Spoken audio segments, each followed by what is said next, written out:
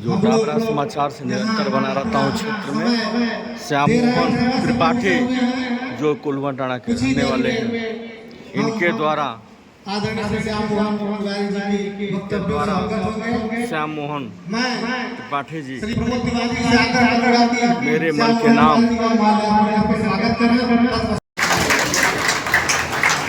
माल्यार्पण कर स्वागत किया जा रहा है श्याम मोहन त्रिपाठी जी का, जो अपने वचनों से लोगों को संबोधित करेंगे।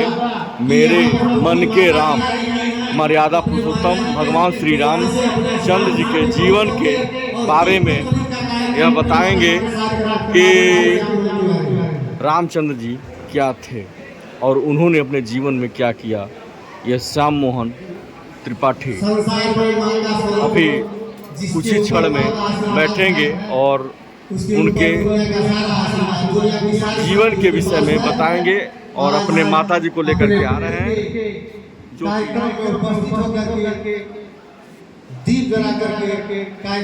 इस तरह भावना के लोग कम ही मिलते हैं जो अपने आदर्शों पे चलते हैं और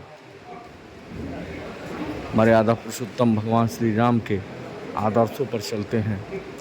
यह श्याम मोहन त्रिपाठी जी कुछ ही क्षणों में अपने वचनों से सभी लोगों को संबोधित करेंगे जो यहाँ पे मौजूद हैं। निरंतर बने रहिए आप लोग मनोज मिश्रा के साथ। यहाँ पे भाजपा के दिग्गज नेता संजय मिश्रा जी भी उपस्थित हैं और अमित वशिष्ठ त्रिपाठी जी भी मौके पर मौजूद हैं और अहिरौली ग्राम सभा के प्रधान राघवेंद्र दुबे जी भी मौजूद हैं मौके पे।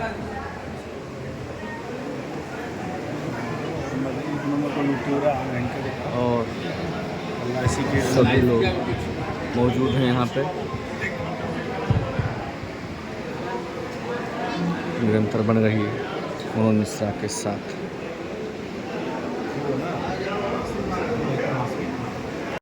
माता पिता को मार रहे हैं तो वह भी तो पुत्र हैं, उनकी भी तो कामना जिस दिन पैदा हुए होंगे तो माता पिता ने बधाई बांटी होगी, मिठाई बांटी होगी, खुशियां मनाई होगी कि हमारे घर एक पुत्र पैदा हुआ है, हमारे वंश में एक हमारे वंश को चलाने वाला आ गया।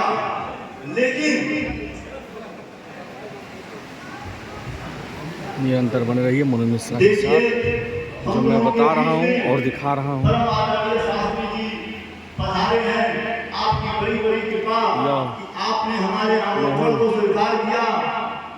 श्याम मोहन जी के द्वारा बताया जा रहा है।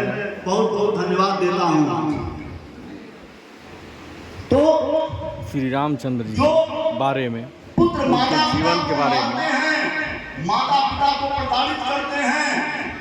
यह बताइए, उन पुत्रों के पैदा होने पर भी तो माता पिता ने मिठाइयाँ बांटी हैं, उन पुत्रों के पैदा होने पर भी तो सोहर गाए गए हैं, बधाइयाँ गाई गई हैं।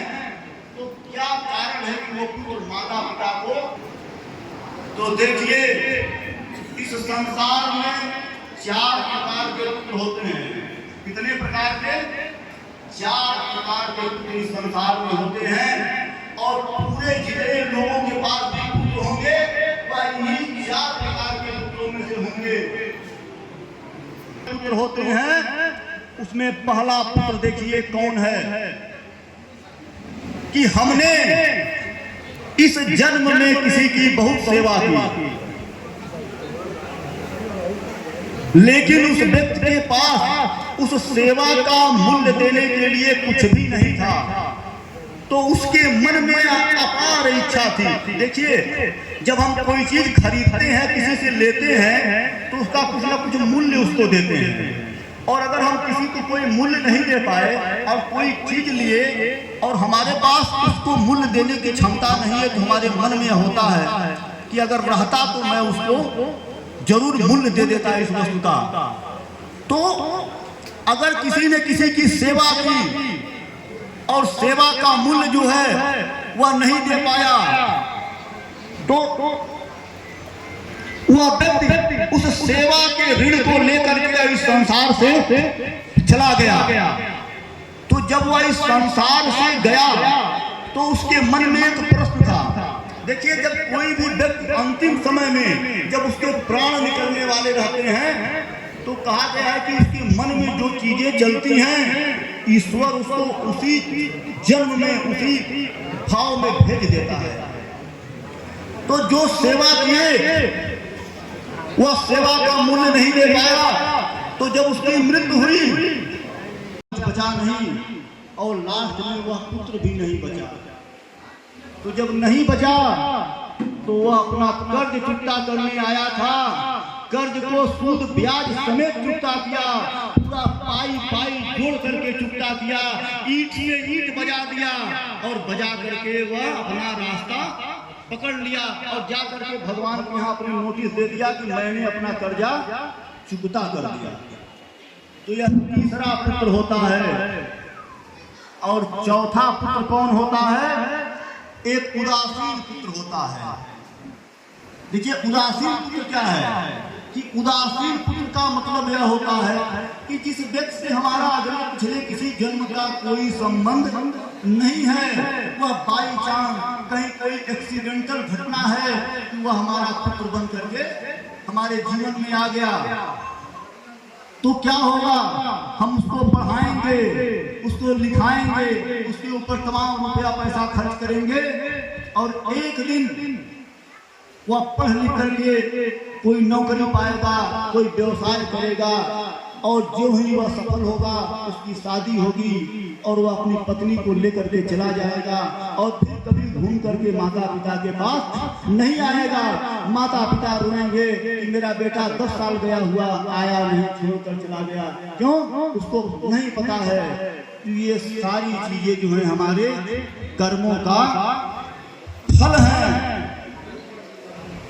क्योंकि न पुत्र हमें अकारण प्राप्त होता है, न पत्नी हमें अकारण प्राप्त होती है, न कोई संबंध हमें अकारण प्राप्त होता है। उन सारे संबंधों इसके आने का हेतु है।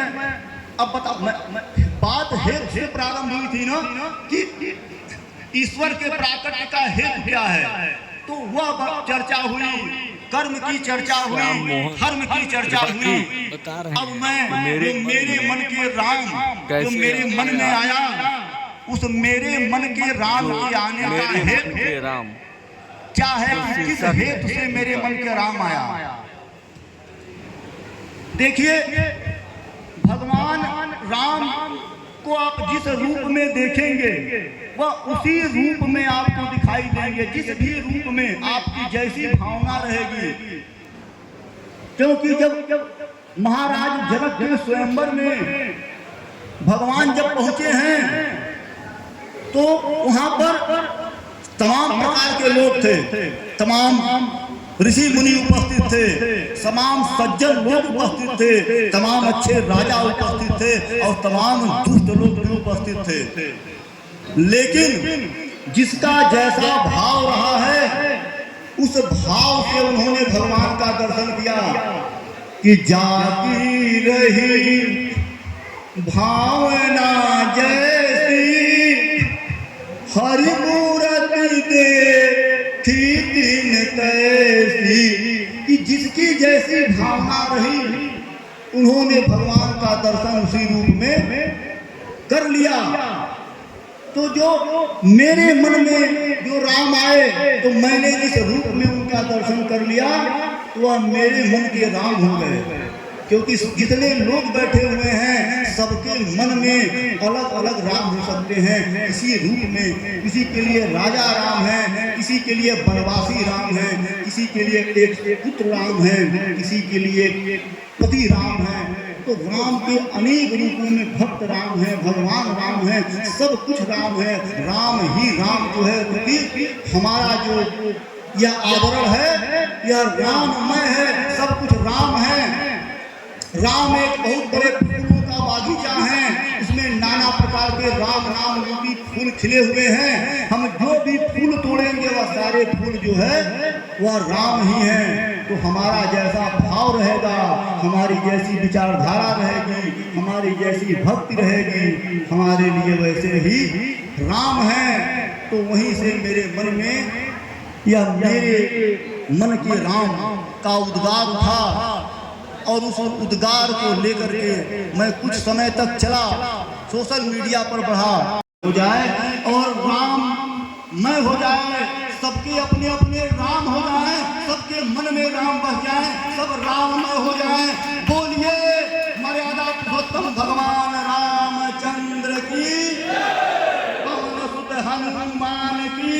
अब देखिए गोला वीडियो साहब सम्मानित कर रहे हैं श्याम मोहन त्रिपाठी जी को, जो काफ़ी खुश हैं इस कार्यक्रम को देखते हुए।